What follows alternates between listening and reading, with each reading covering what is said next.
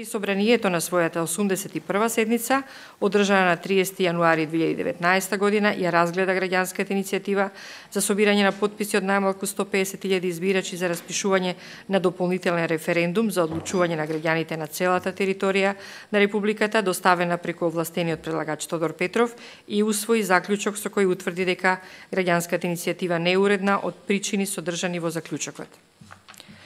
Кој е за овој став на комисијата, кој во форма на мислење ќе го доставиме до председателот на собранието? Кој е за? Едногласно за. Констатирам дека овој став е усвоен. Бидејќи дневниот ред е исцрпен, ја затварам 136-та седница на комисијата.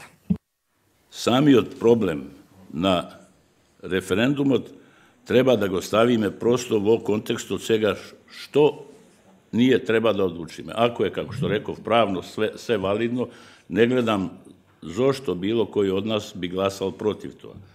Ако има правни пречки, нека се изнесат, ако се уверливи, се разбира, тогаш ќе кажеме дека не може да победи. Меѓутоа, зошто се обраќам до предлагачот? Затоа што ако е се во ред, тој треба да процени што сака да постигне со тој референдум. Нека е легитимен, нека е се во ред, да видиме што сака да постигне, бидејќи не може да има основно действие кое очигледно треба да се разбере, не произлегува од никаков референдум накнада. Не може да се поништи ни една од одлуките на ова собрание врзани за тој договор, ниту самиот договор. На крајот на криштата, кога ќе се стави на референдум членството во Европската унија, не може ова собрание и овој состав да преюдицира каква ќе биде одлуката.